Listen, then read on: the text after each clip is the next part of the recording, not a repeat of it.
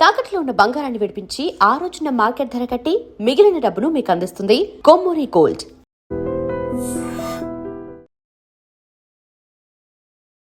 Phone tapping కేసుకి సంబంధించి అసలు ఏం జరుగుతుంది?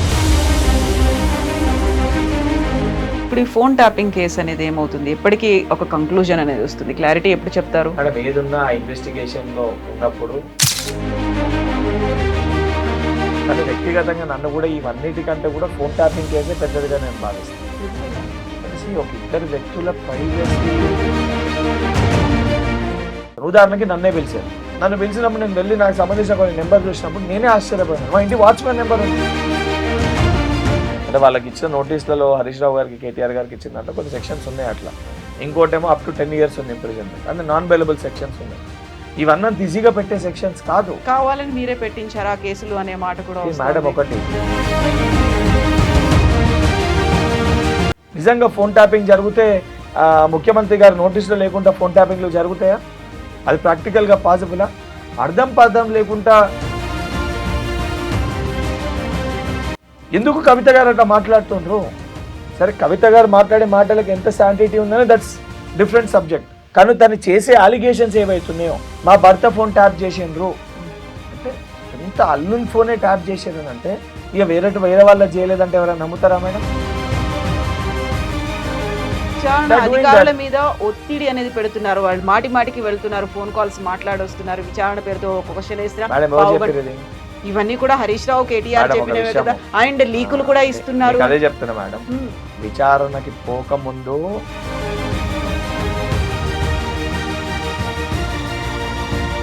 ఒక మాట, ఐఏఎస్ లని బదిలీ చేయించడం నాది కాదు కదా, అంతా సీఎం చూసుకుంటారు, అది కదా చేయాల్సి. ఏమంటున్నా, నాకు వినిపించినాయి, నాకు 100 వినిపించినాయి. అట్లా మీకు వినిపించాయేమో అసలు కేటీఆర్, కేసీఆర్ గారు ఇద్దరు కొట్టుకుర్రని వినిపించింది. బాబమ్మర్దులు. కవిత మాట్లాడినటువంటి ఇంకొక మాట కూడా ఉంది, ఫోన్ ట్యాపింగ్ లో ఇవన్నీ కూడా డైవర్షన్స్, గుంపు మేస్త్రి, గుంట నక్క ఇద్దరు కలిసి చేస్తున్నారు అనే. అదే చెప్పిన, కవిత గారి గురించి మాట్లాడాలంటే అదో సపరేట్ ఎపిసోడ్. మళ్ళీ కవిత గారి శాంటిటీ, ఇంటిగ్రిటీ 2015లో నొప్పి అయితే 2000 అరెస్టులు ఉంటాయా? 100% ఉండాలని కోరుకుంటున్నా. కేసీఆర్ ని కూడా పిలుస్తారా సిట్ ముందు? తప్పనిసరిగా. కేసీఆర్ ఏమన్నా వేరేనా మేడం? మనకి చట్టాలు ఏమైనా వేరే చట్టాలు ఉన్నాయా? చేయకూడదా? అంటే కేసీఆర్ గారు ఇన్వెస్టిగేషన్ చేయకూడదా? వారి పేరు వస్తే కేసీఆర్ గారిని చేస్తారు, రేపు పొద్దున ముఖ్యమంత్రి గారు ఫోన్ ట్యాప్ అయిందని తెలిస్తే ముఖ్యమంత్రి గారిని కూడా పిలుస్తారు. నమస్తే, welcome to I dream inside politics with కవిత.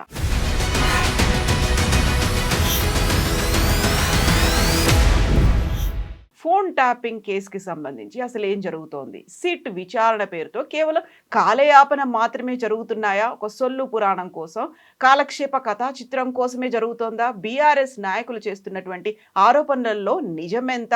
యాక్చువల్గా ప్రభుత్వం ఫోన్ ట్యాపింగ్ ఇష్యూని అంత ఇంపార్టెన్స్ ఎందుకు ఇచ్చి ముందుకు తీసుకొస్తోంది? మనతో పాటుగా ఉన్నారు కాంగ్రెస్ ఎమ్మెల్సీ బల్మూరి వెంకట్. హలో అండి, నమస్తే.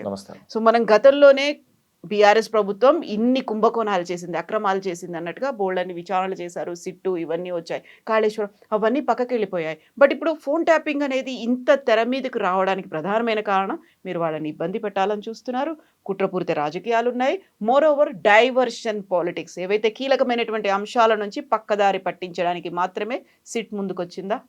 ఇప్పుడు సరే, ప్రతిపక్షాలు వాళ్ళు మాట్లాడడానికి మనము చెప్పుకోనికి 100 చెప్పుకోవచ్చు. కాకపోతే దీనికన్నా కూడా ఓ సిస్టమ్ ప్రొసీజర్ ఉంటుంది. మీరు మాట్లాడుతున్న సందర్భంలో కాళేశ్వరం పక్కకి వెళ్ళిపోయింది, ఈ రేసింగ్ పక్కకి వెళ్ళిపోయింది, ఏది పక్కకి వెళ్ళిపోలే. Everything investigation, all departments are doing their job. ఇప్పుడు ఫోన్ ట్యాపింగ్ వచ్చింది కాబట్టి వాళ్ళు పోతురు, కాబట్టి వాళ్ళు ప్రెస్ మీట్లు పెడతారు, కాబట్టి మీడియా ఇప్పుడు దాన్ని ప్రచారం చేస్తారు. రేపు పొద్దున కాళేశ్వరం పిలిచినప్పుడు మన కాళేశ్వరం ప్రచారం చేశారు, ఈ రేసింగ్లో నోటీసులు ఇచ్చి పిలిచినప్పుడు దాన్ని ప్రచారం చేశారు. ఇంకోటి ఫోన్ ట్యాపింగ్ వ్యవహారం సరే, స్కామ్స్ ఇవన్నీ చేసినవి, దానికి ఇన్వెస్టిగేషన్ ప్రొసీజర్ జరుగుతుంది. కానీ వ్యక్తిగతంగా నన్ను కూడా ఇవన్నిటికంటే కూడా ఫోన్ ట్యాపింగ్ కేసే పెద్దదిగా నేను భావిస్తాను. ఎందుకలా అంటే ఒక ఇద్దరు వ్యక్తుల ప్రైవసీ, వ్యక్తిగత డేటాని, ఇద్దరు వ్యక్తుల మధ్యలో సంభాషణని, అంటే 10 మంది ముందు చెప్పుకోలేంది ఒక వ్యక్తితోటి చెప్పాలనుకుంది మనం ఫోన్లో మాట్లాడతాం. యూజువల్గా విత్ ఇన్ ద ఫ్యామిలీ కూడా ఇంట్లో ఉన్నప్పుడు అందరి ముందు మాట్లాడలేని విషయాలు, పర్సనల్ ఇష్యూస్ మనం ఫోన్లో డిస్కస్ చేసుకుంటాం. అసొంటి ఫోన్ని 3rd person విన్నాడు అని అంటే ఇక పరిస్థితి ఎట్లా పోవాలి, వాళ్ళ యొక్క దుస్థితి ఏ రకంగా ఉంటుంది, కనీసం బయటికి వచ్చి చెప్పుకోలేరు. చెప్పుకుంటే మీరు ఏం అడుగుతారు, ఏమిన్నారో మీరు ఏం మాట్లాడారో అని అడుగుతారు ఫస్ట్ క్వశ్చన్. అది ఏమిన్నారో అది బయటికి తెలియదనే కదా ఫోన్లో మాట్లాడుకుంది. అటువంటి విషయాలను కూడా వీళ్ళు చాటుగా విన్నారని చెప్పి అనేక కథనాలు ఉన్నాయి. అండ్ ఇన్ఫ్యాక్ట్ దాన్ని కేటీఆర్ గారు కూడా కన్ఫెషన్ స్టేట్మెంట్ లెక్క మన ప్రెస్ మీట్లో అంగీకరించారు.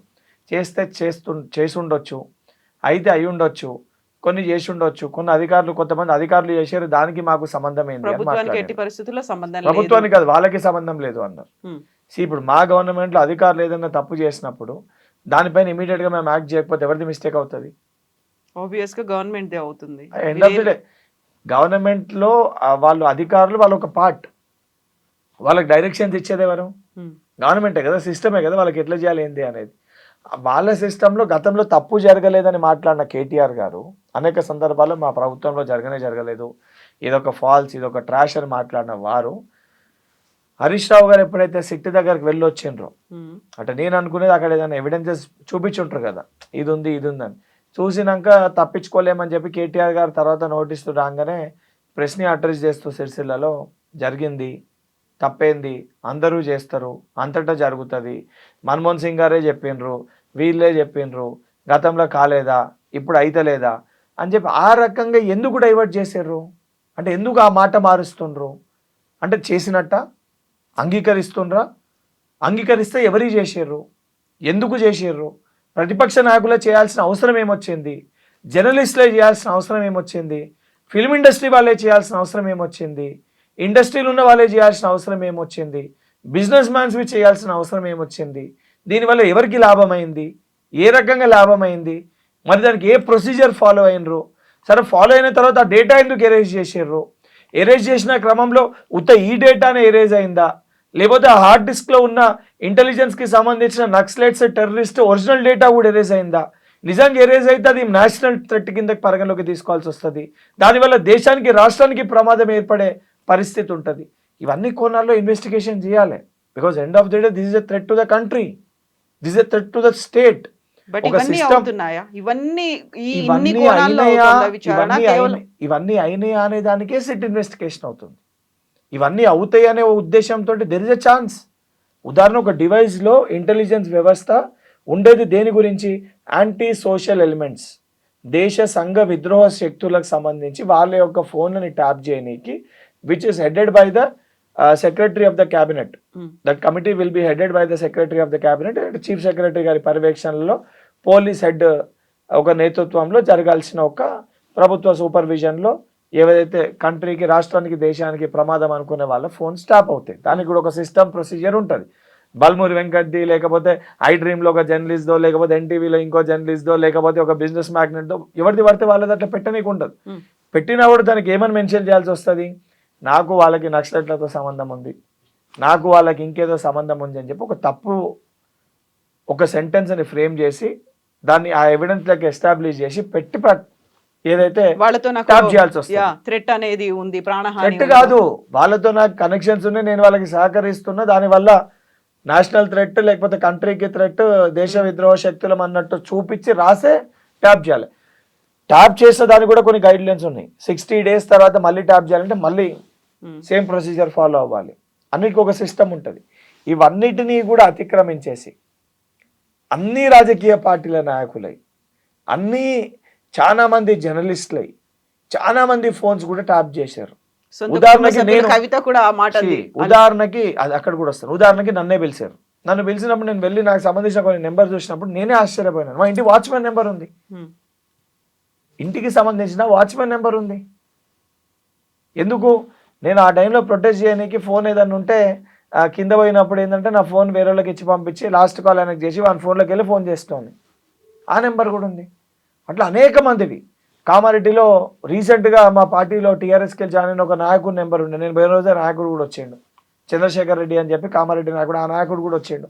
ఆయన కూడా ఎందుకు పిలిచారంటే నాది కూడా ఉందని చెప్పారు. ఆయన రీసెంట్గా జాయిన్ అయ్యాడు. అంటే ఎలక్షన్స్ ముందు వీళ్ళ స్వార్థ రాజకీయాల కోసము ఫోన్ ట్యాపింగ్ చేస్తారు అనేది ఇట్స్ వెరీ క్లియర్ మేడం. అందులో ఎటువంటి డౌట్స్ ఎవరికి లేవు. బట్ యాజ్ పర్ చట్టపరంగా వాళ్ళకి శిక్ష పడాలంటే ఎవిడెన్సెస్, కోర్టు, ఇవన్నీ ఒక సిస్టమ్ ఫాలో కాకుంటే వాళ్ళని కటకటాల్లోకి నెడితే, ఎందుకంటే నాకు కొంచెం సరే నాకున్న అవగాహన మేరకు వాళ్ళ పైన పెట్టిన సెక్షన్స్ కూడా సైబర్ టెర్రరిజం అనేది ఒకటి ఉంది. దానికి శిక్ష లైఫ్ ఇంప్రిజన్మెంట్. అంటే వాళ్ళకి ఇచ్చిన నోటీసులలో హరీష్ రావు గారికి కేటీఆర్ గారికి ఇచ్చిన దాంట్లో కొన్ని సెక్షన్స్ ఉన్నాయి అట్లా. ఇంకోటేమో అప్ టు 10 years ఉంది ఇంప్రిజన్మెంట్, అంటే నాన్ బెయిలబుల్ సెక్షన్స్ ఉన్నాయి. ఇవన్నీ అంత ఈజీగా పెట్టే సెక్షన్స్ కాదు. కావాలని మీరే పెట్టించారా కేసులు అనే మాట కూడా మేడం, ఒకటి కోర్ట్ అధికారులకి వాళ్ళకి రిమాండ్ కస్టడీ విధించింది. రాధాకిషన్ రావు గారికి కానీ, తిరుపతి గారికి కానీ, సరే భుజంగరావు గారికి కానీ, ప్రభాకర్ రావు గారికి కానీ న్యాయస్థానం ఎవిడెన్స్ లేనిది, prime of facie basic evidence లేనిది జ్యుడిషియల్ కస్టడీ అయితే ప్రొవిజన్ ఇవ్వదు కదా. అండ్ బెయిల్ కూడా నిరాకరించింది. అంత ఈజీగా కోర్టు న్యాయస్థానాలు అయితే తిరస్కరించావు కదా. Is it possible? ఏదో ఒక ఎవిడెన్స్ ఉంటేనే కదా న్యాయస్థానాలు అంగీకరించేది, ఇన్వెస్టిగేషన్ చేసేది. కాబట్టి ఇక్కడ ఉన్న చిన్న లోపము, చిన్న ఇష్యూ ఏంటంటే జనరల్ దీంట్లో వీళ్ళు చాలా సింపుల్గా అధికారులు చేసుండొచ్చని, పాపం ఆ రోజు వీళ్ళు అధికారంలో ఉన్నప్పుడు అధికారుల పైన ఈ నెపాన్ని నెట్టేసి తప్పించుకునే ప్రయత్నం చేస్తారు. వీళ్ళు టెక్నికల్గా మాట్లాడుతారు. జరగలేదు అని అంటే వాళ్ళు బుక్ అవుతారు. జరిగి ఉండొచ్చు, మాకేం సంబంధము, అధికారులు చేసి ఉంటారు. ప్రాక్టికల్గా మేడం అధికారులు అపోజిషన్ లీడర్ది, పిసిసి ప్రెసిడెంట్ది వితౌట్ గవర్నమెంట్ ఇన్స్ట్రక్షన్స్ వాళ్ళు పెట్టి ఫోన్ ట్యాప్ చేస్తారా? Will they do? Is it practically possible? ఏ ఆఫీసర్ అన్నా నిజంగా అట్లా పెద్ద పెద్ద నాయకులది రాజకీయ ప్రమేయం లేనిది, పొలిటికల్ సపోర్ట్ లేనిది, గవర్నమెంట్ సపోర్ట్ లేనిది ఫోన్ ట్యాపింగ్ పెట్టి చేసే ప్రొవిజన్ ఉంటుందా? సాధ్యమా అది? నిజంగా ఫోన్ ట్యాపింగ్ జరిగితే ముఖ్యమంత్రి గారు నోటీసులు లేకుండా ఫోన్ ట్యాపింగ్లు జరుగుతాయా? అది ప్రాక్టికల్గా పాసిబులా?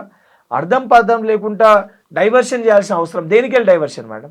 ఇప్పుడు వాళ్ళు ఆరోపణ చేస్తారు మా పైన ఒక ఆరోపణ వస్తే, మా డిప్యూటీ సీఎం గారి పైన ఒక అలిగేషన్ వస్తే, అదొక ఛానల్లో వచ్చిన దాన్ని పట్టుకొని, ఒక పేపర్లో వచ్చిన దాన్ని పట్టుకొని వచ్చి మీరు మాట్లాడుతుంది. నిజంగా మీకు ఎవిడెన్సెస్ ఉంటే ఏదైనా స్టేషన్లో ఎఫ్ఐఆర్ చేసిర్రా? ఎక్కడైనా ఎవిడెన్సెస్ ఇచ్చిర్రా? లేదా ఎక్కడైనా కోర్టులో కేసు వేసిర్రా? ఆ విషయాలపైన అయినప్పటికీ కూడా ఒక అలిగేషన్స్ మా పైన వస్తే డిప్యూటీ సీఎం స్థాయిలో ఉన్న వ్యక్తి, డిప్యూటీ సీఎంగా ఉన్న వ్యక్తి బట్టి విక్రమార్క గారు ప్రెస్ మీట్ పెట్టి వారికి క్లారిటీ ఇచ్చారు. మరి ఒక ఇంటిగ్రిటీని వారు ప్రూవ్ చేసుకోరు. కానీ అక్కడ అవకతవకలు లేనప్పుడు ఎందుకని టెండర్లు రద్దు చేశారు, మళ్ళీ ఎందుకు పిలుస్తాము? అలిగేషన్స్ దేనిపైన వచ్చినప్పుడు నిజంగా మీకు అనుమానాలు ఉన్నప్పుడు దానిపైన క్యాన్సిల్ చేసి దానికి మళ్ళీ రీటెండర్ వేస్తామని చెప్పి చెప్పారు. కానీ ఇంత బాధ్యతతోటి మేము ప్రవర్తిస్తున్నాం. మీ సొంత చెల్లె, సొంత కూతురు, సొంత మరదలు బయటికి వచ్చి అడ్డగోలుగా సెక్రటేరియట్ విషయంలో Sircilla collectorate, Siddipet collectorate, council సాక్షిగా అడ్డగోలుగా ఇష్టం వచ్చినట్టు మీరు చేసిన అవినీతి అంతా కూడా ఆన్ రికార్డ్ కౌన్సిల్లో మాట్లాడింది. తన సొంత భర్త ఫోన్ ట్యాప్ చేసిందని చెప్పి మీడియా ముఖంగా వారు మాట్లాడినారు. మరి ఆ విషయాలపైన ఇప్పటి వరకు ఎందుకు వీరు స్పందిస్తలేరు? మీ పార్టీలో ఉన్న వ్యక్తి, ఎంపీగా ఉండే, ఎమ్మెల్సీగా ఉండే, మీ కుటుంబ సభ్యురాలు తనే మీ పైన అలిగేషన్స్, ఆరోపణలు చేస్తున్నప్పుడు దానిపైన ఈ రోజు వరకు ఎందుకు వీళ్ళు స్పష్టత తీయలేకపోతారు? వాటన్నిటి వెనకాల మీరే ఉండి తనతో మాట్లాడిస్తున్నారు. కుటుంబ సభ్యురాలు మేము చెప్తే మాట్లాడుతుందంటే మరి వారు తెలంగాణ ప్రజలకు ఏ ముఖం పెట్టుకొని ప్రజల దగ్గరకు పోతుండ్రు? సొంత బిడ్డని చెల్లెనే వాళ్ళ మాట వింటలేదని వాళ్ళనే మాట ప్రకారంగానే మేము చెప్తే వాళ్ళ బిడ్డ వింటుందని అంటే ఇక వాళ్ళు ఏ ముఖం పెట్టుకొని పోతుండ్రు? సొంత కూతురు చీయత్తు అని ఉంచుతుంటే ఇక మీ పరిస్థితి ఏముంది? ఎంత నీచానికి వాళ్ళు దిగజారిపోయినరు? ఆ పరిస్థితి ఎందుకు వచ్చింది? వాళ్ళు చెప్పిందే నేను మాట్లాడుతున్నా. ఎందుకు వచ్చింది? ఎందుకు కవిత గారు అట్లా మాట్లాడుతుండ్రు? సరే, కవిత గారు మాట్లాడే మాటలకు ఎంత శాంటిటీ ఉందని దట్స్ డిఫరెంట్ సబ్జెక్ట్. కానీ తను చేసే అలిగేషన్స్ ఏవైతున్నాయో, మా భర్త ఫోన్ ట్యాప్ చేసిండ్రు అంటే సొంత అల్లుని ఫోనే ట్యాప్ చేసారని అంటే ఇక వేరే వాళ్ళ చేయలేదంటే ఎవరైనా నమ్ముతారా మేడం? వేరే వాళ్ళ చేయలేదంటే ఎవరైనా నమ్మసక్యంగా ఉంటుందా? సొంత బిడ్డ కన్నీళ్లు పెట్టుకొని మాట్లాడుతుంది, బాధతో, ఆవేదనతో తను చెప్తుంది. It's not a political statement. And ఎంతోమంది జీవితాలు నాశనం అయిపోయినాయి వీళ్ళు చేసిన పనికి. ఈరోజు ఏదో ఘనకార్యం చేసినట్టు ఇద్దరు బయటకు వచ్చి చేస్తుండొచ్చు. 1988లో కర్ణాటకలో హెగ్డే అని చెప్పి జనతాదళ్కి సంబంధించిన ఒక ముఖ్యమంత్రి గారు ఇటువంటి వ్యవహారానికి పాల్పడి ఆ రోజు పార్లమెంట్ సాక్షిగా ఢిల్లీలో ఇవన్నీ ఎవిడెన్సెస్ బయటకు వచ్చినప్పుడు ఆయన రిజైన్ చేయాల్సి వచ్చింది ఆయన పోస్ట్కి. That is not correct. Phone tapping చేయకూడదు. టెలిగ్రాఫిక్ యాక్ట్ కానీ ఇవన్నిటి దానికి కూడా కొన్ని సిస్టమ్ గైడ్ లైన్స్ ఉంటాయి. మీరు నా ప్రైవసీని ఎట్లా వింటారు? ఇప్పుడు జీవితాలు నాశనం చేశారు అంటే ఎంతమంది వచ్చి కంప్లైంట్ చేశారు మీరు? మేడం మీకు అదే చెప్తున్నా మేడం. మీకు అదే చెప్తున్నాను. ఇప్పుడు ఫర్ ఎగ్జాంపుల్ నేను ఒక వ్యక్తితోటి నా కుటుంబ సభ్యులతో ఒక విషయం బయటికి రాకూడదని ఒక విషయాన్ని కదా మేడం నేను అవును. ఫోన్లో మాట్లాడేది. నో మాకు ఇలాంటి జరిగింది లేకుంటే మా ఎవరు మీద ఇలా- చెప్పుకుంటారు మేడం? ఎవరు చెప్పినప్పుడు మీరు చెప్పినప్పుడు మీరు ఏమంటారు? ఇద్దరు వ్యక్తుల మధ్యలో ఉన్నది మూడో వ్యక్తికి పోయిందని నేను బాధపడుతున్నా. మీరు ఏమంటారు? బయటకు వచ్చి కంప్లైంట్ పెట్టి మొత్తం రాష్ట్ర వ్యాప్తంగా తెలిసేటట్టు చేయాలని మీరు అంటారు. ఎవరు వస్తారు అట్లా ముందుకి? ఇప్పుడు మీరు నేనే ఉండి ఫర్ ఎగ్జాంపుల్ మనమే మన ఇంట్లోతో ఏదైనా పర్సనల్ ఇష్యూ మాట్లాడుకుంటాం మేడం. ఇప్పుడు మనం పోయి కంప్లైంట్ పెడితే ఫస్ట్ ఏం రాయాలి? కంప్లైంట్లో ఏం మాట్లాడుకున్నాం రాయాలి. అది బయటికి రావద్దనే ఇద్దరి మధ్యలో ఉంది. మూడోడు విన్నాడని నేను బాధపడుతున్నా. వాని కాళ్ళ ఏళ్ళ వాడి నేను ఏదో ఇచ్చి నచ్చ చెప్పుకొని నేను బయటపడ్డా. ఈరోజు అది మీరు ప్రపంచానికి తెలియజేయాలని అంటారు. ఎంతమంది తెలియజేయలేరు. అంటే తెలియజేయలేరనంత మటుకి, చెప్పలేరనంత మటుకి వాళ్ళు బాధపడ్డోళ్ళు, ఆవేదన చెందిన వాళ్ళు ఇవాళని ఇచ్చిపెడదామా, వదిలేద్దామా అని వీళ్ళు అంగీకరిస్తున్నారు కదా. కేటీఆర్ యాక్సెప్ట్ చేస్తుండ్రు కదా, చేసి ఉండొచ్చు అని. చేసిర్రేమో కానీ నాకు సంబంధం లేదు అని అంటుండ్రు. బట్ మీ దాంట్లో సీరియస్నెస్ లేదు, చిత్తశుద్ధి అనేది లేదు, కేవలం ఒక డైవర్షన్ కోసం. ఇప్పుడు మేడం, కోల్ మైన్ అనేది బయటకు వచ్చింది మేడం కాబట్టి ఒక విషయం ఏమొచ్చింది కోల్ మైన్ లో బయటికి? ఎవిడెన్సెస్ చూపించారు ఇక్కడ హరీష్ రావు గారు. ఇప్పుడు శోధ హరీష్ రావు. అనేది ఉంది సృజన్ రెడ్డికి సంబంధించినటువంటి ఆ కంపెనీ. సృజన్ రెడ్డి ఎవరు మేడం? సృజన్ రెడ్డి ఎవరు? సీఎం రేవంత్ రెడ్డి బావమరిది. సృజన్ రెడ్డి ఎవరు? అది కాక సృజన్ రెడ్డికి ఇంకెవరు రిలేషన్ ఉన్నారు? ఉపేందర్ రెడ్డి ఉన్నారు. ఉపేందర్ రెడ్డి ఎవరు? ఉపేందర్ రెడ్డి ఏ పార్టీకి వెళ్ళి MLA? But party Upender Reddy కంటే గారు- కూడా సొంత సీఎం కి స్వయాన మేడం, బావమరిది ఏమంటారు? అనేది ఎక్కువ హై ప్రయారిటీ ఉంటుంది అక్కడ. ఉపేందర్ రెడ్డి గారు ఏ పార్టీలో ఉన్నారు? బీఆర్ఎస్ లో ఉన్నారు. ఉపేందర్ రెడ్డి గారు గతంలో ఏ పార్టీకి వెళ్ళి ఎమ్మెల్యేగా ఉండే? ఆబ్వియస్గా బీఆర్ఎస్. గతంలో కూడా ఉపేందర్ రెడ్డి గారి పైన సృజన్ రెడ్డి పైన ఆరోపణ చేసినప్పుడు ఉపేందర్ రెడ్డి గారు బయటకు వచ్చి ఏమని మాట్లాడినరు? మరి ఆయన మాట్లాడింది తప్పు అన్నప్పుడు ఆ రోజు ఉపేందర్ రెడ్డి గారు ఎందుకు సస్పెండ్ చేయలే బీఆర్ఎస్కి వెళ్ళి? నిజంగా సృజన్ రెడ్డి గారు లాభం చేకూర్చుకోలేదా? నువ్వు ఉపేందర్ రెడ్డి గారితో సృజన్ రెడ్డిని పిలిపించుకొని మాట్లాడుకోవచ్చు కదా. కేటీఆర్ గారు అనేక సందర్భాల్లో సృజన్ రెడ్డి గారిని కలిసిరు కదా. కేటీఆర్ గారు అనేక సందర్భాల్లో సృజన్ రెడ్డి గారితో భోజనం కూడా చేసిరు కదా. పాలేరు ఉపేందర్ రెడ్డి గారు ఇంటికి పోయినప్పుడు కూడా సృజన్ రెడ్డి గారు ఉన్నారు కదా కేటీఆర్ గారు పక్కన. మరి ఇవన్నీ ఎవరు అడగాలి మేడం? ఆరోపణ అలిగేషన్ చేయడం చాలా ఈజీ. ఉదాహరణకు నేను ఆర్ఎస్ ప్రవీణ్ కుమార్ గారు సెట్ అధికారుల పైన ఆరోపణ చేశారు. ఎవిడెన్సెస్తో రమ్మని చెప్పి నోటీసులు ఇచ్చారు.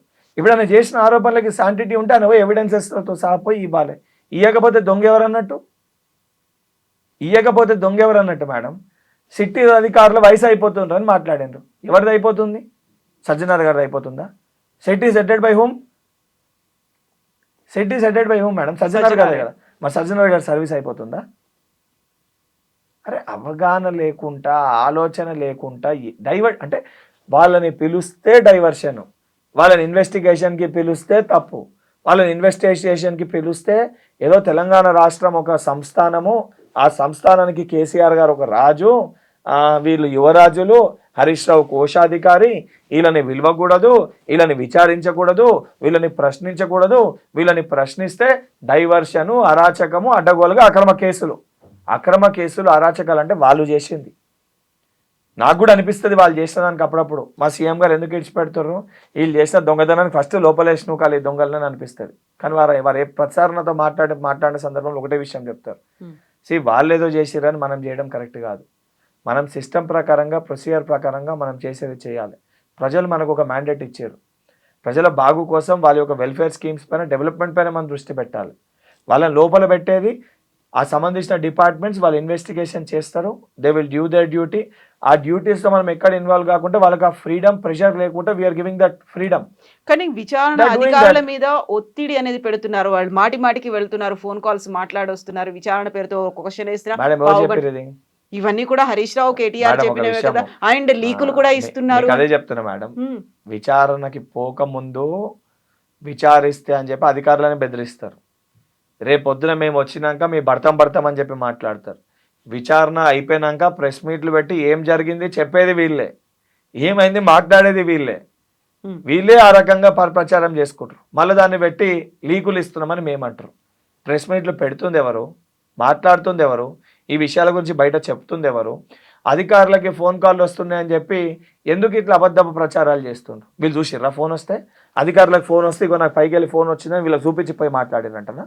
మరి చూపించిన అధికారం ఎవరు, వచ్చిన ఫోన్ ఎవరిదో చెప్పమనండి. ధైర్యం అంటే బయటికి పేర్లతో సహా చెప్పమనండి మేడం. మీరే కావాలని లీకులు ఇస్తున్నారు కొన్ని మీడియా సంస్థలు సెలెక్టివ్ గా వాళ్ళకి. మేడం ఇప్పుడు ఆరోపణ చేయనీకి ఏదన్నా ఆరోపించవచ్చు. సరే ఆరోపణల పైన చర్చ పెట్టుకుంటే కవిత దయ్యమని అన్నది. మరి వాళ్ళ నలుగురు ఇట్లా దయ్యం ఎవరో ఫస్ట్ దానిపైన చర్చ చేయమనండి. రాక్షసులని అన్నది. తెలంగాణకు పీకి కట్టలు కట్టిర్రా ఢిల్లీకి పోతాను కవిత గారు మాట్లాడారు. ఫస్ట్ దానిపైన చర్చ పెట్టండి. దమ్ము ధైర్యం ఉంటే కవిత గారు చేసిన అలిగేషన్స్ పైన విచారణ సిట్ అయ్యమని చెప్పమనండి వీళ్ళిద్దరిని బాబామర్దులని. మేమేం తప్పు చేయలే అని చెప్పమని చెప్పండి. దానిపైన ఎందుకు మాట్లాడతలేరు? దానిపైన ఎందుకు మౌనంగా ఉన్నారు? అసలు వీళ్ళు తెలంగాణ రాష్ట్రానికి పట్టిన ఒక దరిద్రం వీళ్ళు. ఇద్దరు బాబామర్దులు. ఈ ఇద్దరు కూడా సిగ్గు శరం లేకుండా నీచానికి పాల్పడి తెలంగాణ రాష్ట్రానికి ద్రోహం చేసి ఈరోజు ఏదైతుందో దాన్ని రాజకీయంగా ఏదో మేము తెలంగాణ అజిటేషన్ టైంలో వాళ్ళు చేసిన దాన్ని మనం అందరం చేసిన దాన్ని అందరం స్వాగతిస్తాం తెలంగాణ మూమెంట్ కోసం. ఆ రోజు కేసులు అయినాయి జైలుకి పోయారంటే ఓకే, దట్ ఈజ్ ఒక కేసులు అయినాయి అంటే అందరిపైననే పార్టీల అతీతంగా రాష్ట్రం కోసం పోరాటం చేసినాం. దాన్ని ఇప్పుడు దీంతో కంపేర్ చేస్తుండేది మేడం. ఆ మూమెంట్ అంటే అందరి మన యొక్క వ్యక్తిగతంగా ప్రతి ఒక్క తెలంగాణ బిడ్డ కోసము తెలంగాణ రాష్ట్రం కావాలని చెప్పి అందరము తపన పడ్డము, తాపత్రయపడ్డము, కొట్లాడినాము. ఆ మూమెంట్ని ఇప్పుడే కేసులకు అంటారు. 10 ఏళ్లలో మేము ఏం కేసులు పెట్టినామని మాట్లాడుతున్నారు. నేనే సాక్ష్యం మేడం. 10 years నా పైన నా అఫిడవిట్లో చూడొచ్చు 88 కేసులు ఉన్నాయి. 5 సార్లు జైల్లోకి పోయినా, పక్కటి ఎముకలు ఇరగొట్టారు, నెత్తిపైన కొడితే బ్రెయిన్లో ఇప్పటి కూడా నాకు క్లాట్ ఉంది. Till today also I'm suffering. ఇవన్నీ వాళ్ళు చేసినాయి కాదా? వాళ్ళ లెక్కగా మేము చేస్తలేం, వాళ్ళ లెక్క మేము చేస్తే అసలు బయటికే రావద్దు. ఈ బాబామర్దులు ఇద్దరు జైల్లోకి వెళ్ళి బయటికే రావద్దు. ఒక కేసు అయిపోతే ఇంకో కేసులో 6 నెలలు, ఇంకో కేసు అయిపోతే ఇంకో కేసులో 6 నెలలు. అంత నీచం చేసి అంత తప్పుడు పనులు చేసి ఇవాళ బయటికి వచ్చి మేము ఏం చేయలేదని చెప్పి మాట్లాడితే ఎట్లా? వాటన్నిటికీ ఆధారాలు ఉన్నాయా? వాళ్ళు ఇంత నీచాలు చేశారు ఇవన్నీ ఆధారాల కోసమే ఇన్వెస్టిగేషన్ జరుగుతున్నాయి. ఇన్వెస్టిగేషన్ జరుగుతున్నప్పుడు నిజంగా వాళ్ళు తప్పు చేయకపోతే ఈ రకంగా బయటికి వచ్చి మాట్లాడాల్సిన అవసరం ఏందనేదే నా క్వశ్చన్. ఇప్పుడు మమ్మల్ని కూడా పిలిచారు, బీజేపీ ఎంపీ ఎమ్మెల్యేలను కూడా పిలిచారు, బీఆర్ఎస్ వాళ్ళని కూడా పిలిచారు. అందరినీ పిలిచినప్పుడు అందరు కూడా లేని ప్రాబ్లము వీళ్ళకి ఎందుకు? ఆ నొప్పి ఎందుకు వీళ్ళకి? ఇప్పుడు రేవంత్ రెడ్డి గారిని డ్రోన్ కేసులో రేవంత్ రెడ్డి గారు లేరు. అర్ధరాత్రి పూట ఇంటికి పోయి తలుపులు బలగొట్టి ఎత్తుకొని పోయారు. గుర్తులేదా మేడం? అది అరాచకమా? నోటీసులు ఇచ్చి పిలిచి ఇన్వెస్టిగేషన్ చేయడం అరాచకమా? Which is as per system madam, which is as per system. కాకపోతే ఇంత డిలే ఎందుకు చేస్తున్నారు? కావాలని కాలయాపన అనేది చేస్తున్నారు. ఇంత ప్రొసీజర్ ప్రకారంగా చేస్తేనే, అందరినీ పిలుస్తేనే, స్టెప్ బై స్టెప్ పిలుస్తేనే ఇన్ని మాట్లాడుతుండ్రు. నిజంగా ప్రొసీజర్ ప్రకారంగా చేయకుండా ఈ దొంగలు ఎవరినైనా లోపలేస్తే వీళ్ళకి దేవుడు ఒక గొప్ప వరం ఇచ్చిండు. అబద్ధాన్ని కూడా చాలా స్పష్టంగా నిజంగా వీళ్ళు చిత్రీకరించి చెప్పగలుగుతుంది ఈ కుటుంబం, కేసీఆర్ గారి కుటుంబం. మళ్ళీ ఏదో జరిగిపోయిందని చెప్పి ప్రజల్ని మళ్ళీ మభ్యపెడతారు కాబట్టి, మళ్ళీ అసలు జరగకూడదు కాబట్టి ఆ investigation departments as per procedure, as per system they are doing their investigation. 100% దాంట్లో వీళ్ళకి శిక్ష పడుతుంది. నేను కూడా అంటున్నా, నేను ఇన్వెస్టిగేషన్ డిపార్ట్మెంట్స్కి నేను ప్రెస్ మీట్ పెట్టి చెప్పిన, ఆల్రెడీ కేటీఆర్ కన్ఫెషన్ స్టేట్మెంట్ ఇచ్చినట్టే ఈ ఇన్వెస్టిగేషన్ ఇవన్నీ ఫస్ట్ బొక్కలేసి నూకాలి వీళ్ళని.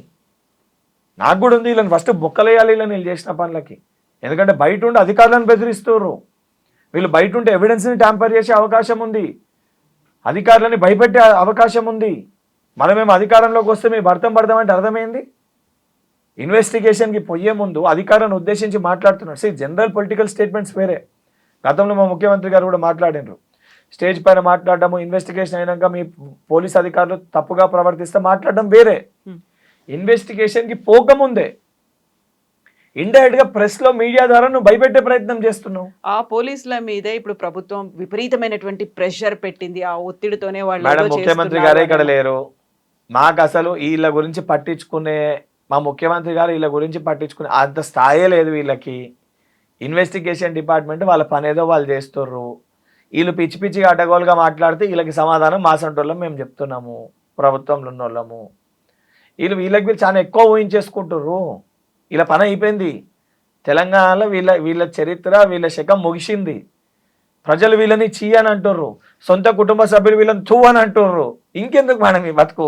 సో ప్రజలు చీత్కరించుకుంటున్నారు అంటే అది లోకల్ బాడీ ఎలక్షన్స్ లోనే రిఫ్లెక్ట్ అయింది. వాళ్ళకంటే కూడా మాకు ఎక్కువ వచ్చాయి కదా. ఎవరికి వచ్చినాయి? ఇప్పుడు కాదు మీ మేడం, ప్రభుత్వంలో మీ దాంట్లో కూడా నాకు తెలిసి ఏదో సర్వే అనేది ఏదో వేసారు, ఓ చిన్న క్లిప్ ఏదో వేసారు. మీ దాంట్లో వేసిన దాంట్లో కూడా 70% సీట్లు కాంగ్రెస్ పార్టీ గెలిచింది. మొత్తం కలిపితే అందరు కూడా బీజేపీ, బీఆర్ఎస్, ఇతరులు అంతా కలిస్తే కూడా 30% రాలే, 70% మ్యాండేట్ ఇచ్చారు.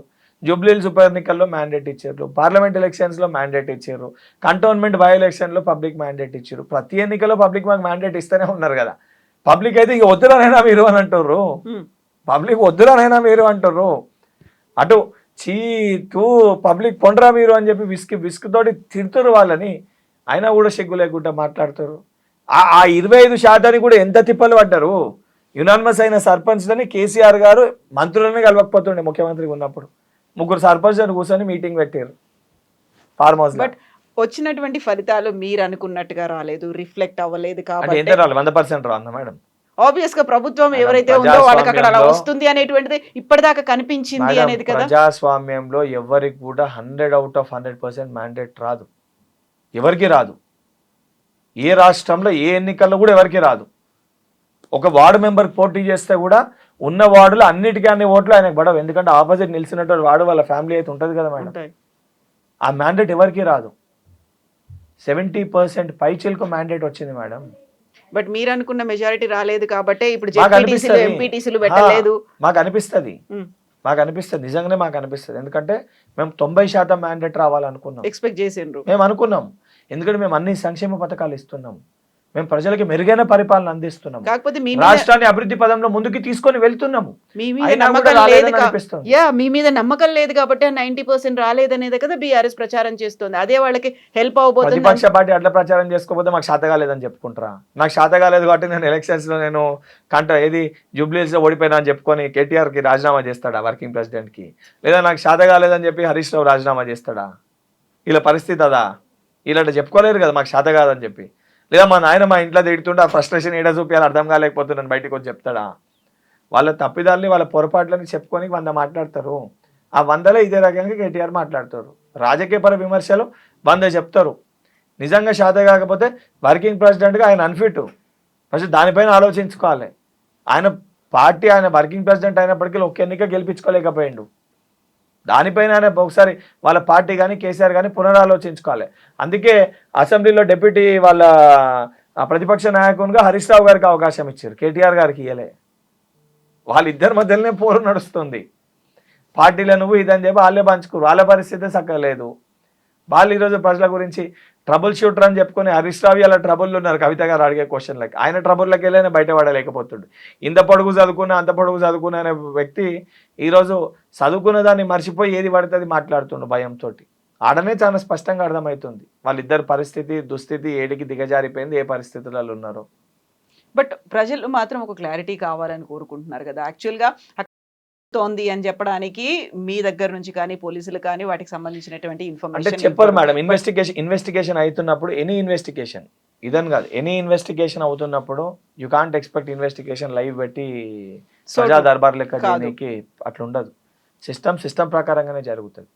అండ్ సిస్టంలో ఏం జరుగుతుందో అందులో ఏలు పెట్టి విని బయటికి చెప్పాల్సిన అవసరం మాకు లేదు. అది వాళ్ళు చేసారు, వాళ్ళు తప్పు చేసారు కాబట్టి ఈ పరిస్థితి వచ్చింది. మేము ఏ సిస్టంలో కూడా మేము తల చూర్చాలని మేము అనుకుంటలేము. Every system is doing its work. వాళ్ళ పని వాళ్ళు చేస్తారు, వాళ్ళ పని వాళ్ళు చేయాలి. పోలీస్ డిపార్ట్మెంట్ చేయాలి, ఇరిగేషన్ వాళ్ళు ఇరిగేషన్ పని చేయాలి, రెవెన్యూ పని చేయాలి. అన్నీ నాకే తెలుసు, నేను 70,000 పుస్తకాలు చదువుకున్నా కాబట్టి వాళ్ళందరికంటే ఎక్కువ జ్ఞానం నాకుందని చెప్పి మనం పని చేస్తే కాళేశ్వరం లెక్క కోలేశ్వరం అయినట్టు అవుతుంది. అయితే ఈ హడావిడి చేస్తున్నారు, డైవర్షన్స్ చేస్తున్నారు. మీరు చెప్పినట్టుగా కాళేశ్వరం అనేది ఏమైందో తెలియదు, అది పక్కకి వెళ్ళిపోయింది. ఫార్ములా కార్ రేసింగ్ అన్నారు, అక్కడ వాటన్నిటికి సంబంధించి ఏది ఒక అవుట్కమ్ అనేది కనిపించట్లేదు. కంక్లూజన్ అయిందా, వచ్చిందా? ఏదన్నా కంప్లీట్ అవ్వాలంటే దేనికన్నా ఒక ప్రొసీజర్ ఉంటుంది. ఒక బిల్డింగ్ కట్టాలంటే దానికి బేస్మెంట్ తీయాలి, బేస్మెంట్ తర్వాత బేస్మెంట్ వేయాలి, ఆ గుంతలు తవ్వాలి, బేస్మెంట్ వేయాలి, దాని తర్వాత పిల్లర్లు వేయాలి, దానిపైన స్లాబ్ వేయాలి. ఏం లేకుండా డైరెక్ట్ ఇల్లు కట్టేసి ఇంట్లో ఉంటే కుదరదు కదా మేడం. ఇది కూడా అంతే, కేసు కూడా దానికి ఒక ఇన్వెస్టిగేషన్ ఉంటుంది, దానికి ఒక ప్రొసీజర్ ఉంటుంది, దానికి ఒక వ్యవస్థ ఉంటుంది. మళ్ళీ ఎవిడెన్సెస్ అన్నింటినీ కూడా జోడీకరించాలి, మళ్ళీ దాన్ని చట్టం ముందు ప్రవేశపెట్టాలి, దాని తర్వాత న్యాయస్థానం కూడా దాన్ని పర్యవేక్షించి దాని తర్వాత రిమాండ్కి అనేది తీసుకుంటారు. Everything has a procedure. మనము ప్రజాస్వామ్యంలో ఉన్నాము, మనం ఒక డెమోక్రటిక్ కంట్రీలో ఉన్నాము. ఇప్పుడు ఆ రకంగా వాళ్ళు ప్రవర్తించలేదు కాబట్టి ఇదే కేసీఆర్ గారు ముఖ్యమంత్రి ఉంటే ఏమయ్యేది తెలుసా? ఏమన్నా లోపల వేసేసేవాడు ఎక్కువ మాట్లాడుతున్నాడు చూసినాం కదా మనం 10 ఏళ్ళు. వీని లోపల వేసేసి ఎక్కువ మాట్లాడి ఛానల్ నెగిటివ్గా టెలికాస్ట్ చేస్తుంది, ఈ ఛానల్ రైట్స్ బంద్ చేసాయి, ఈ జర్నలిస్ట్ ఎక్కువ తక్కువ మాట్లాడుతుండే, ఈ జర్నలిస్ట్ పైన కేసు పెట్టే, ఈ యూట్యూబ్ ఛానల్లో నీ లోపలై ఈడు ఎక్కువ చేస్తుండే వీని కొట్టి ప్యూర్ ధర్నా చౌక్ ఎత్తేసారు. ఇది వాళ్ళు చేసింది. అది ప్రజాస్వామ్యం కాదు. మేము ఆ రకంగా ప్రవర్తించాలనుకుంటలేము. ఇది ప్రజాప్రభుత్వం. ప్రజలకు మేము జవాబుదారీతనంతో ఉన్నాం. మేము ప్రజలకు ఇచ్చే సంక్షేమ పథకాలు చేస్తున్నాం. నిజంగానే ఏమైనా సంక్షేమ పథకాల్లో మా పొరపాట్లు అయితే మేము ఒప్పుకుంటున్నాం, ఇది ఆలస్యమైంది, ఇది చేస్తాం, అంగీకరిస్తున్నాం. ఎందుకంటే మేము జవాబు చెప్పాల్సిందే ప్రజలకి. ఎగ్జాక్ట్లీ. మీరు ఇప్పుడు ఇచ్చినటువంటి హామీలు ఏవైతే ఉన్నాయో, ఏది 6 కాదు గ్యారంటీ మేడం. స్కీమ్లు, వీటన్నిటికి సంబంధించి ఇప్పుడు లోకల్ బాడీ ఎలక్షన్స్ కోసం ప్రజల దగ్గరికి వెళ్తే వాళ్ళు క్వశ్చన్ చేస్తారు కాబట్టి దాన్ని తప్పించుకోవడానికే డైవర్షన్స్ లో ఏదో ఒక అంశాన్ని మళ్ళీ తెర మీదకి మహిళలకు తీసుకొస్తున్నారు. ఇవ్వాల్సిన 2500 పెన్షన్స్ 100% అవి కూడా చేస్తాం. ఏదైతే జాబ్ క్యాలెండర్ విషయంలో బీసీ రిజర్వేషన్, దాంతోపాటు ఎస్సీ వర్గీకరణ కొన్ని అంశాల వల్ల పెండింగ్ అయిన మాట వాస్తవం. అది కూడా ఆల్రెడీ ప్రాసెస్లో ఉంది. That also will complete.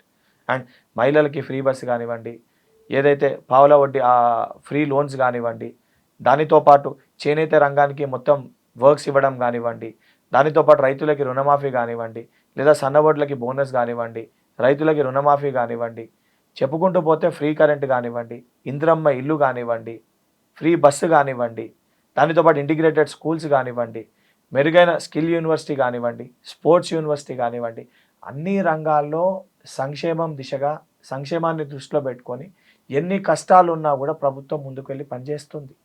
It's working. అత్యధిక ఇన్వెస్ట్మెంట్స్, వాళ్ళు ఎన్ని ఇన్వెస్ట్మెంట్స్ ల్యాండ్ అయినా అంటారు. వాళ్ళు 10 ఏళ్ళు అధికారంలో ఉన్నప్పుడు 20,000 ఇన్వెస్ట్మెంట్స్ కూడా ల్యాండ్ చేయలేకపోయినారు దావోస్లో. ఇప్పటివరకు more than 60,000 crores Davos investments land అయినాయి. ఈసారి ఎందుకు అఫీషియల్ గా రాలేదన్నటువంటి ఒక క్వశ్చన్ బీఆర్ఎస్ నుంచి వస్తోంది. వస్తుంది గతంలో ఆయన మేడం. వాళ్ళు 10 years అధికారంలో ఉండి ఎన్ని తెచ్చిర్రో చెప్పమని. ఎన్ని గ్రాండ్ అయినాయో, ఎన్ని ల్యాండ్ అయినాయో చెప్పమనండి. 10 years వాళ్ళ అధికారంలో ఎన్ని ల్యాండ్ అయినాయో చెప్పమనండి. అంతే చదువుకోండు కదా. ప్రతిసారి మా భాష పైన మేము మాట్లాడలేకపోతే మన దానిపైన మాట్లాడే కేటీఆర్ 10 years అయిన అధికారం ఉన్నప్పుడు ఎన్ని ఇండస్ట్రీస్, ఎన్ని ఇన్వెస్ట్మెంట్స్ ల్యాండ్ అయినాయి చెప్పమనండి. శ్రీధర్ బాబు గారు ఎన్నైనా మన కౌన్సిల్ సాక్షిగా వారు చెప్పారు, more than 60,000 crores investments ground అయినాయి తెలంగాణలో. ఇది 2 years, జస్ట్ 2 years కాంగ్రెస్ పరిపాలనలో. ఇంకే అరే అయితే మీరు విద్యార్థి సంఘ లీడర్ గా విద్యార్థుల తరఫున మీరు పోరాటాలు చేశారు. టీఎస్పీఎస్సీ ముందు కూడా అప్పుడు ఆందోళనలు ఇవన్నీ అయ్యాయి, కేసులు అయ్యాయి. మీరు ఇచ్చినటువంటి జాబ్ క్యాలెండర్, ప్రతి సంవత్సరం 2 లక్షల ఉద్యోగాలు ఇవన్నీ అన్నారు. ఎక్కడి దాకా వచ్చింది అనేటువంటి క్వశ్చన్. అవన్నీ తప్పించుకోవడానికి ఇవన్నీ తెర మీదకి తీసుకొస్తున్నారు. దేన్ని ఎవరు తప్పించుకోనికి మేడం? ప్రతి అంశం పైన మేము ఇవన్నీ చేసుకుంటూ ఈ చెప్పిన సంక్షేమ పథకాలని ఇనాగ్రేట్ చేసుడు బంద్ చేసినామా, డెవలప్మెంటల్ యాక్టివిటీస్ని చేయడం బంద్ చేసినామా, యూనివర్సిటీలకి పోవడం బంద్ చేసినామా, లేదా నియామక పత్రాలు ఇచ్చుడు బంద్ చేసినామా, జాబ్ ప్రక్రియలు నోటిఫికేషన్లు ఇచ్చుడు బంద్ చేసినామా? ఏది బంద్ చేసినాం చెప్పండి? ఏది చేయకుండా ఆగినాం చెప్పండి? ఏది చేయకుండా ఆగినాం? అవును, జాబ్ క్యాలెండర్ విషయంలో, జాబ్ నోటిఫికేషన్స్ విషయంలో ఎందుకు ఇంత ఆలస్యమైంది? దేని వలన అయింది? గతంలో 2017కి వెళ్ళి అనేక డిపార్ట్మెంట్ నోటిఫికేషన్స్ పెండింగ్లో ఉండే, న్యాయపరమైన చిక్కులలో ఉండే. వీళ్ళు పదే మేము నోటిఫికేషన్స్ ఇచ్చినాం, మేము నోటిఫికేషన్ ఇస్తే అయిపోతుందా మేడం? ఒక నిరుద్యోగిని ఉద్యోగిగా మార్చి వాళ్ళ కుటుంబ సభ్యుల తలెత్తుకునే విధంగా తీర్చి, ఏదైతే ఆ ఒక అవకాశాన్ని కల్పించి తన కాళ్ళపైన తను నిలిచిన విధంగా నియామక పత్రాలు ఇచ్చి ఉద్యోగం వచ్చిన రోజు ఉద్యోగం ఇచ్చినట్టు. అట్లా ఎన్ని ఉద్యోగాలు ఇచ్చారు మేడం వాళ్ళు? మేము ఇప్పుడు more than 70,000 జాబ్స్ ఇచ్చినాం. అవును, మేము చెప్పినాము, మేము అన్నాము, మేము చేయాల్సింది ఇంకొంది చేస్తాము. We stick to our stand. మేమేం అనలేదు అంటలేము.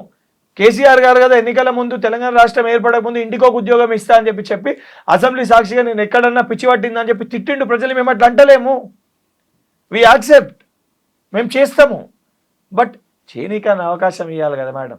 మేము ఆ విషయాలపైన చర్చించనీకి అసెంబ్లీకి రంటానంటే అసెంబ్లీలో అడ్డగోలుగా అసెంబ్లీ బయట ఆరోపణలు చేస్తారు, అసెంబ్లీ సమావేశాలు పెడితే బాయ్కాట్ చేస్తారు, అసెంబ్లీలో చర్చించారు. ఇది ఎంతవరకు వాళ్ళకి అవకాశం ఇవ్వట్లేదు. ఆ స్పీకర్ కూడా కాంగ్రెస్ స్పీకర్ లాగా ఉన్నాడు అనేది. ప్రజాస్వామ్యంలో మనం కాంగ్రెస్ స్పీకర్ గారు ఉంటే గతంలో పోచారం శ్రీనివాసరెడ్డి గారు, మధుసూదనాచారి గారు వారు స్పీకర్స్గా ఉండే.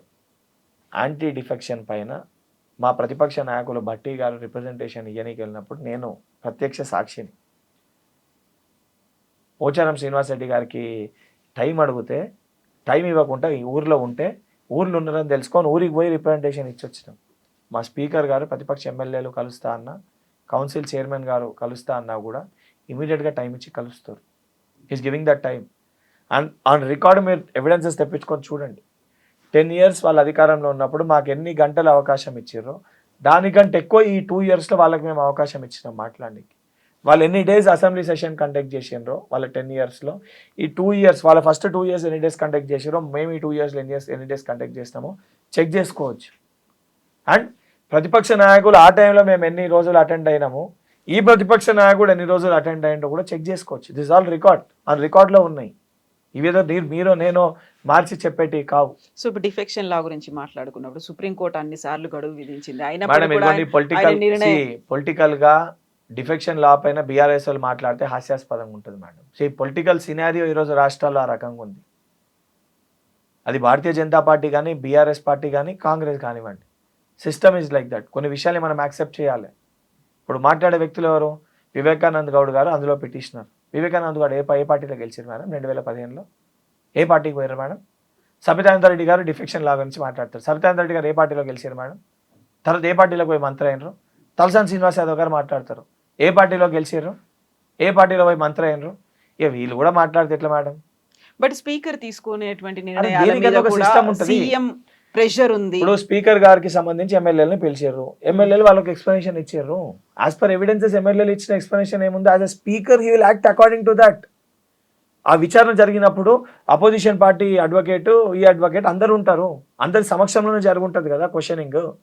జరిగినప్పుడు ఎవిడెన్సెస్ అన్ని క్లియర్ ఉన్నప్పుడు యాజ్ పర్ లా ఏదైతే ఉందో దాని ప్రకారంగానే స్పీకర్ గారు యాక్ట్ చేస్తారు కదా. You can't ask him to మీరు ఇట్లా ఉంది కదా, ఇది వచ్చింది కదా, మీ కళ్ళకి ఇది కనబడి ఎవిడెన్సెస్ ఏమి ఉన్నాయో రెండు దిక్కుల వర్షన్స్ విన్నాకనే ఆ ప్రొసీజర్ ప్రకారం పనిచేస్తారు, ఆ ప్రొసీజర్ ప్రకారం చేస్తారు. బట్ బీఆర్ఎస్ కంటే ఎక్కువ బీజేపీ పోరాడుతోంది, సుప్రీంకోర్టు దాకా కూడా వెళ్ళింది. మీకు అదే చెప్తున్నా, బీఆర్ఎస్ బీజేపీ రెండు వేరే వేరే కాదు. అట్లా అనుకుంటే పొరపాటు. బీజేపీ అంటే భారతీయ జనతా పార్టీ, బీఆర్ఎస్ అంటే బీజేపీ రిస్తదార్ సమితి. రెండు సేమే, రెండు సిస్టర్ కంపెనీస్, ఇద్దరు కూడా సిస్టర్ పార్టీస్, రెండు ఒకటే. వాళ్ళది అయిపోయినాక మేము చేయలేకపోయినా మీరు చేయండి అని చెప్పి ఇప్పుడు వాడుకోవడం అంతే. ఇప్పుడు ఈ ఫోన్ ట్యాపింగ్ కేసు అనేది ఏమవుతుంది? ఎప్పటికీ ఒక కంక్లూజన్ అనేది వస్తుంది? క్లారిటీ ఎప్పుడు చెప్తారు? మేడం ఏదున్నా ఆ ఇన్వెస్టిగేషన్లో ఉన్నప్పుడు ఒక బాధ్యత గల శాసన మండలి సభ్యునికి ఉన్నాక ఇప్పుడు అయిపోతుంది అప్పుడు అయిపోతుంది అని వాళ్ళు మాట్లాడినట్టు నోటికి వచ్చినట్టు నేను మాట్లాడలేను. But as per procedure, as per system మాకు సంపూర్ణ నమ్మకం ఉంది ఆఫీసర్స్ పైన. సజ్జనార్ గారు వంటి అనుభవం ఉన్న ఆఫీసర్స్ దాన్ని హెడ్ చేస్తారు. 100% విత్ ఆల్ ఎవిడెన్సెస్ తప్పు చేసిన వాళ్ళని వారు శిక్ష పడే విధంగా సెట్ పనిచేస్తుందని ఒక సంపూర్ణ విశ్వాసం అయితే నాకు ఉంది. లీకులు ఇవ్వడం మానేస్తారా ఇప్పటికైనా? ఎవరు మీరే కావాలని ఇస్తున్నారు, లోపల ఏం జరుగుతుంది అనే దాంతో పాటుగా ఎవరెవరు వచ్చారు, ఏం చేస్తున్నారు, ఇలాంటివన్నీ నెక్స్ట్ ఏం జరగబోతుంది, ఎవరికి నోటీసులు ఇస్తున్నారు, ప్రభుత్వమే ఇస్తుంది అనేది అధికారుల రూపంలో బీఆర్ఎస్ లీడర్స్ చెప్తున్నారు కదా. అదే మీడియాలో కూడా కనిపిస్తున్నాయి అవే బ్రేకింగ్ లో ఎక్స్క్లూజివ్లు. ఒక విషయం ఇప్పుడు మీరు ఉన్నారు, నేను చెప్పేది ఒకటి ఉంటుంది, మీరు దాని తర్వాత లింక్ లో పెట్టినప్పుడు ప్రశ్నించిన ఏదో ట్యాగ్ లైన్ పెట్టుకుంటారు, లోపల ఓపెన్ చేస్తే క్లారిటీ ఏందో తెలుస్తుంది. ఎవరు ఇప్పుడు దానికి సంబంధించి ప్రతి మీడియా ఛానల్ వాళ్ళ టీఆర్పీస్ కోసము వాళ్ళ దానికోసము ఏదో ఒక స్టోరీ అనేది బయటకు వస్తుంది. దాని ప్రభుత్వం లీక్ ఇచ్చిందని అంటే దాని ఆధారం ఉందా? ప్రభుత్వం ఇచ్చినట్టు, ప్రభుత్వం చెప్పినట్టు దాని ఆధారం. సెలెక్టివ్ మీడియాలో ఎవరైతే మా వాళ్ళు అనుకున్నారో వాళ్ళకే ఇస్తున్నారు అది ఆ రకంగా భావిస్తారు. ఏ మీడియా సెలెక్టివ్ మీడియా అని అంటూ ఉండదు. ఇప్పుడు ఒక ఛానల్ ఒక 2 రోజులు ఎవరి గురించి అయినా మంచిగా వేస్తే అది వాళ్ళ ఛానల్ అని చెప్పి చెప్తారు. సెలెక్టివ్ మీడియా అంటే టీ న్యూస్ లెక్క భావించాల్సి వస్తుంది. ఎందుకంటే టీ న్యూస్లో అసెంబ్లీ సమావేశాలను కూడా ప్రచారం చేయరు. వీళ్ళు ఉంటేనే అసెంబ్లీ సమావేశాలను కూడా చూపిస్తారు. అసొంటి ఛానళ్ళని మీరు అంటే మనం అంగీకరించి, నాకు తెలిసి ఇతర ఛానళ్ళు ఏవి కూడా తెలంగాణ రాష్ట్రంలో ఆ రకంగా ఉన్నాయని చెప్పి నేనైతే భావిస్తలేను. సరే, కొంతమంది ఏదైనా ప్రో ఇంక్లైండ్ కొంచెం ఏదైనా అటు ఇటు ఉండొచ్చు. బట్ ఎందుకంటే వాళ్ళ ఛానల్ యాజమాన్యాలకి సంబంధించిన ఎవరైనా పార్టీతో ఇంక్లైండ్ ఉంటే, ఎవరికైనా దగ్గర ఉంటే, ఎవరికైనా వ్యక్తిగతంగా కొంచెం సపోర్ట్ చేస్తుండొచ్చు. బట్ ఎనీ మీడియా, ఏ మీడియా కూడా ఇట్లా దగ్గర ఇందులో లీకులు ఇవ్వడం వేయడం అంటూ ఏది ఉండదు. మీడియా అంటేనే ప్రజలకి వాస్తవాలు చెప్పేది, ప్రజల బాగోగుల గురించి ఆలోచించేది. అదే రకంగా పనిచేస్తుందని నేనైతే భావిస్తాను. ఆ రకంగా భావించదని మరి జర్నలిజంలో ఉన్న మీరు ఆ రకంగా ఆ మీడియా భావిస్తే నేను చేయలేను. I don't accept that stand. But అదే క్లియర్ డివిజన్ లాగా కనిపిస్తోంది కదా. ఒకరు ప్రోగా ఉన్నారు, ఒకరు ఇంక్లైన్డ్ గా ఉన్నారు, ఆంధ్రజ్యోతి ఉంది మేడం, మొన్న మంత్రివర్గానికి సంబంధించి అయింది కదా. ప్రతిసారి ఆంధ్రజ్యోతి ఇష్యూలో మాట్లాడతారు, ఎన్టీవీ ఆంధ్రజ్యోతి దగ్గర అని. మరి మొన్న వీళ్ళు మాట్లాడే ఆరోపణలన్నీ కూడా ఆంధ్రజ్యోతిలో మరి వచ్చినాయి అది కావాలనే సీఎం చేయించారు, మంత్రివర్గంలో ఉన్నారు, కొందరు అనుకూలంగా ఉన్నారు కాబట్టి అయింది అనేది. మేడం ఎవరన్నా తన కూర్చున్న పడవకి తన రంధ్రం పెట్టుకుంటాడా? అట్లా ఎవరన్నా పడవకి రంధ్రం పెట్టుకుంటే ఇక వారంత ఆలోచన లేని వ్యక్తి ఎవరు ఉంటారు? ఇప్పుడు పడవలో ఒక దిక్కు మనం కూర్చొని ఇంకొక దిక్కు రాయి ఇచ్చి పడవ కొట్టి అటు దిక్కు వలగొట్టిన పడవని అటు దిక్కోడు మునుగుతాడు, నేను ఇటు దిక్కు మంచిగుంటా నా దిక్కు రంధ్రం పెట్టుకోకపోతే ఆలోచిస్తారా? ప్రభుత్వం అనేది ఒక సంస్థ, దానికి ముఖ్యమంత్రి గారు నాయకుడు. ఆ ప్రభుత్వంలో ఉన్న ఒక మంత్రి పైన ఆరోపణలు వస్తే ఆటోమేటిక్ గా దాని రేపు పొద్దున ఫేస్ చేయాల్సింది ముఖ్యమంత్రి కానీ గారే. చేయించిందే సీఎం అనే మాటగా ఎవరంటుండ్రు? అలాగే వినిపించింది. ఎవరంటుండ్రు? వినిపించిందంటే ఎక్కడికి వెళ్ళి? ఇప్పుడు కేటీఆర్ ని కేసీఆర్ గారిని కోమటిరెడ్డి కూడా ఇప్పుడు ఆయన కూడా ఒక మాట నాకు విషయం అన్నారు. వినిపించింది, మీరు స్పష్టత ఇస్తారా? చెప్పండి. కేసీఆర్ గారు పాపం కింద పడి దెబ్బ తాకినప్పుడు కేటీఆర్ నూకేస్తే కింద పడి దెబ్బ తాకిందని నాకు వినిపించింది. దానిపైన చర్చించుకున్నామా? అది వాస్తవం అని యాక్సెప్ట్ చేస్తారా? బట్ కోమటిరెడ్డి ఒక మాట, ఇది యాక్సెప్ట్ చేస్తారా? ఐఏఎస్ లని బదిలీ చేయించడం నాది కాదు కదా, అంతా సీఎం చూసుకుంటారు, అది కదా చేయాల్సింది. మీకు ఏమంటున్నా, నాకు వినిపించినాయి, నాకు 100 వినిపించినాయి. అట్లా మీకు వినిపించాయేమో ఈయన అన్నారు అసలు కదా కేటీఆర్ అంటున్నారు. కేసీఆర్ గారు ఇద్దరు కొట్టుకుర్రని వినిపించింది, బాబమ్మర్దులు కుర్చీలు తనుకుర్రని వినిపించింది, ఇద్దరి మధ్యలో సఖ్యత లేదని వినిపించింది. బట్ కనిపిస్తోంది ఇద్దరు హ్యాపీగా నవ్వుతూ కూర్చొని మాట్లాడుకుంటున్నారు మరి కదా. అయిపోయినాక మేడారం జాతర కూడా మా ముఖ్యమంత్రి గారు బట్టి గారు అందరు నవ్వుకుంటూ ఒకటే బస్సులో పోయారు కదా మేడం, మరి దాన్ని ఎందుకు అట్లా యాక్సెప్ట్ చేయరు? మరి కోమటిరెడ్డి వ్యాఖ్యలు ఎట్లా చూడొచ్చు? మరి వెంకటరెడ్డి గారు కూడా ఉన్నారు కదా మేడం ఆ రోజు, ఆయన కూడా ఉన్నారు, కాకపోతే మళ్ళా- కొంచెం ప్యాచప్ అంటే అయ్యి అదే. మధ్యలో గ్యాప్ తో ప్యాచప్ వచ్చేసి. మరి ఇది కూడా వాళ్ళకి కూడా అదే అనుకోవాలి కదా మేడం. మళ్ళా సో అంటే మంత్రి ఎక్స్ప్లెనేషన్ ఇవ్వాలంటే నేను 100 చెప్తా మేడం, అంటే ఒకదానికి నేను 100 ఎగ్జాంపుల్ చెప్పగలుగుతా. ఆరోపణలు చేయడము రాజకీయంలో ప్రతిపక్ష పార్టీలు ప్రత్యర్థి పార్టీలు వాళ్ళ ఎగ్జిస్టెన్స్ కోసం 100 చెప్తారు. But what ever I'm telling, నేను ఏది మాట్లాడినా ఆలోచించకుండా స్పష్టతతోటి మాట్లాడుతున్నా. బట్ ఇక్కడ ఎందుకనంటే నేను దాంట్లో I'm also part of the government, నేను ఒక Exactly. శాసన మండలి సభ్యునిగా ఉన్నా. ఎగ్జాక్ట్లీ అండ్ నాకున్నంత క్లారిటీ ఇంత బలంగా గట్టిగా బీఆర్ఎస్ పార్టీ నాయకులను అడిగితే చెప్పలేరు, ఎందుకంటే వాళ్ళకి ఎంట్రీయే ఉండదు. That party is only consist of 3 people now. ఇంకా అడిషనల్గా అప్పుడో ఇప్పుడు ఉంటే డోర్ దగ్గర ఉండే ఇంకో వ్యక్తి సంతోష్ గారు, ఇది తప్ప ఇంకో వ్యక్తికి తెలియదు, ఇంకో వ్యక్తులు మాట్లాడలేరు. కానీ మా పార్టీ అట్లా కాదు. మా పార్టీ ప్రభుత్వంలో ఉన్న పార్టీలో ఉన్న ప్రతి వ్యక్తికి కూడా ప్రతి విషయం పైన సంపూర్ణ అవగాహన ఉంటుంది. అండ్ ప్రతి దానిపైన మేము పైన వాళ్ళకి ఫోన్ చేసి స్క్రిప్ట్ తెప్పించుకొని ముందు ఇంటర్వ్యూ అనగానే ఏం అడుగుతారని చెప్పి అడిగి ఇంటర్వ్యూలో కూర్చునే పరిస్థితి దుస్థితి కాంగ్రెస్ పార్టీ నాయకులకు మా పార్టీలు ఉండదు, బీఆర్ఎస్ లో ఉన్నట్టు. మనం కవిత గురించి మాట్లాడుకున్నప్పుడు కవిత మాట్లాడినటువంటి ఇంకొక మాట కూడా ఉంది. ఫోన్ ట్యాపింగ్లు ఇవన్నీ కూడా డైవర్షన్స్, గుంపు మేస్త్రి గుంటనక్క ఇద్దరూ కలిసి చేస్తున్నారు అంటే అనే మీకు అదే చెప్పిన, కవిత గారి గురించి మాట్లాడాలంటే అదో సపరేట్ ఎపిసోడ్. మళ్ళీ కవిత గారి శాంటిటీ ఇంటిగ్రిటీ 2015లో నొప్పి అయితే 2015లో దెబ్బ తాగితే 2025లో మెడిసిన్ పెట్టుకున్నట్టు ఉంది. నిజంగా వారి శాంటిటీ ఇంటిగ్రిటీ వారు ప్రూవ్ చేసుకోవాలంటే తను ఈ ఫోన్ ట్యాపింగ్ కేసులో కూడా తను కంప్లైంట్ ఇవ్వాలి పోయి పోలీస్ స్టేషన్లో, వీళ్ళు నా ఫోన్ ట్యాప్ చేశారు, నా భర్తది, ఈ కన్వర్జేషన్ నేను నా భర్త మాట్లాడుకుంటే వీళ్ళు విన్నారు, ఇని తర్వాత నన్ను పలానా వ్యక్తి పిలిచి బెదిరించారంటే this will become an evidence. Kavitha రేపొద్దున సాక్షిగా మారే అవకాశం ఉంటుంది. తన చేతిలోనే ఉంది. ఇప్పుడు ఇంకా ఫోన్ ట్యాపింగ్ కేసు ఇంకా ఈజీగా అయిపోతుంది, తన చేతిలో ఉంది. అట్లా నిజంగా కవిత గారు చేస్తే నిజంగా రేపొద్దున తెలంగాణ సమాజం కూడా కవిత గారిని యాక్సెప్ట్ చేస్తారు. తను మాట్లాడిన మాటలకు శాంటిటీ వస్తుంది. నా సొంటలు కూడా కవితగా కరెక్ట్ అని చెప్పి మాట్లాడతారు. అది చెయ్యకుండా ఇప్పుడు మీరు అన్నసొంటి మాటలు మాట్లాడారు అనుకోండి, తను కూడా తన మాటలకు కూడా శాంటిటీ లేకుండా పోతుంది. ఓకే. సో ఇప్పుడు మంత్రివర్గం అంతా బాగుందా, ఆల్ వెల్ అన్నట్టుగా హ్యాపీగా 100%. మేడం దేంట్లో ఒకరి మీద ఒకరికి పై మేడం చేయి ఒక సాధించాలి, కుటుంబం- ఆధిపత్యాలు. మేడం ఒక విషయం, ఒక కుటుంబంలోనే 4 ఉంటే 4కి 4 అభిప్రాయాలు ఉంటాయి. ఒక ఇల్లు కొనాలంటే ఇంట్లో పైసలు దేనికి తక్కువ అవుతుంది అని చెప్పి తండ్రి ఆలోచిస్తాడు, ఇల్లులో ఫెసిలిటీస్ ఇంటీరియర్స్ ఎక్కువ లేకపోయినా చాలని చెప్పి ఎక్కువ ఖర్చు పెడితే ఇబ్బంది అవుతుంది అని చెప్పి లోన్ తక్కువ అమౌంట్ అని తండ్రి ఆలోచిస్తాడు, ఇంట్లో ఫెసిలిటీస్ అన్ని ఉండాలని చెప్పి తల్లి ఆలోచిస్తుంది, కంఫర్ట్ లెవెల్స్ ఎక్కువ ఉండాలని చెప్పి కొడుకు ఆలోచిస్తాడు, అంటే ఎక్కువ మంది వచ్చినా పట్టాలని.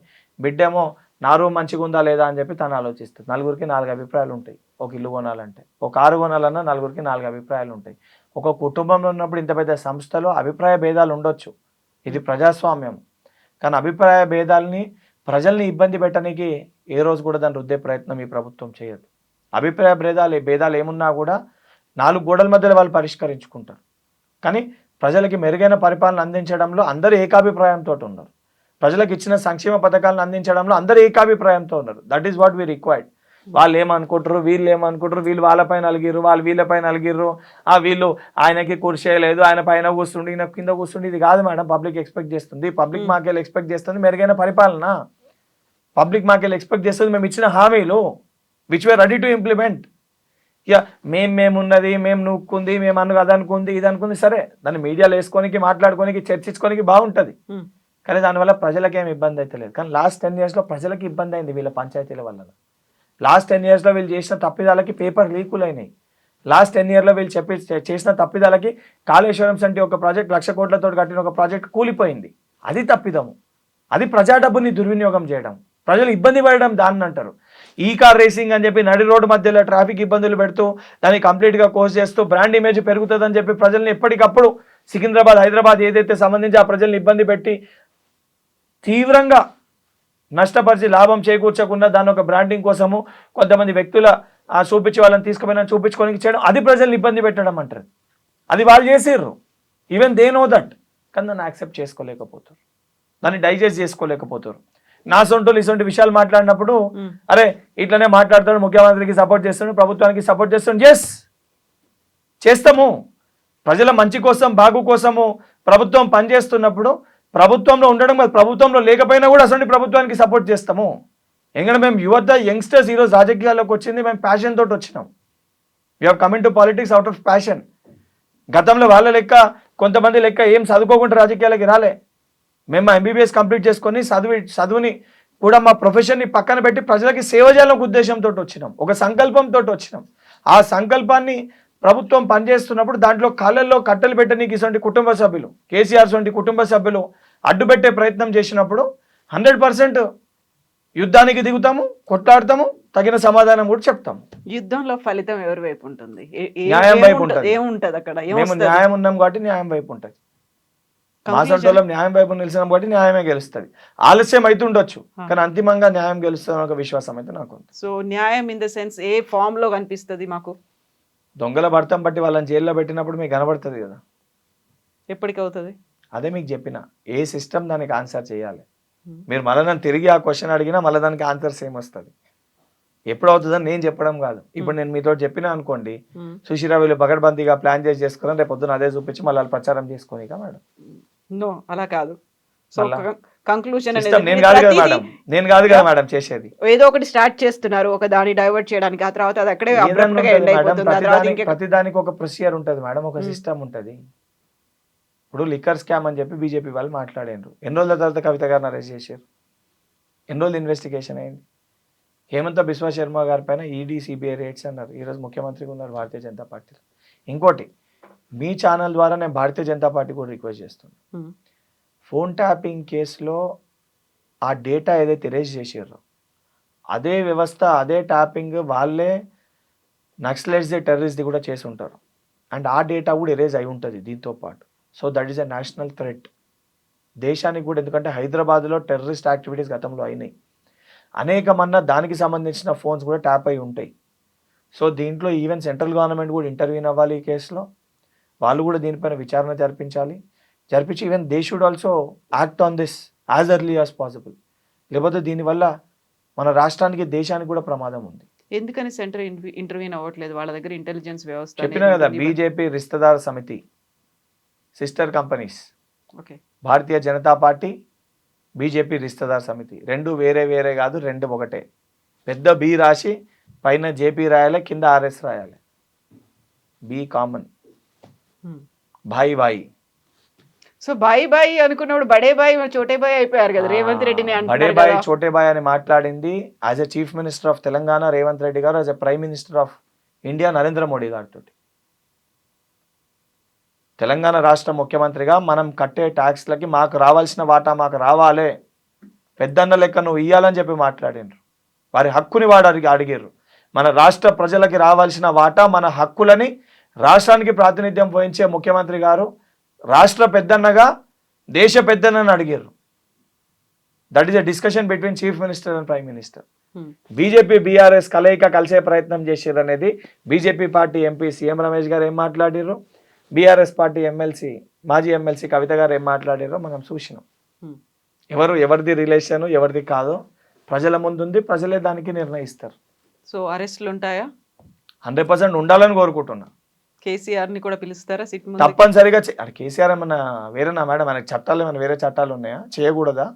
అంటే కేసీఆర్ గారు ఇన్వెస్టిగేషన్ చేయకూడదా వారి పేరు వస్తే? కేసీఆర్ గారిని చేస్తారు, రేపు పొద్దునలో ముఖ్యమంత్రి గారు ఫోన్ ట్యాప్ అయిందని తెలిస్తే ముఖ్యమంత్రి గారిని కూడా పిలుస్తారు. చట్టం ముందు అందరూ సమానమే. సీఎం కానీ, ఎక్స్ సీఎం కానీ, కేసీఆర్ కానీ, నేను కానీ, మీరు కానీ, చట్టం ముందు అందరూ సమానమే. ఎవరికి ఎగ్జామ్షన్స్ ఉండవు. అండి, thank you so much Venkata గారు. Thank you.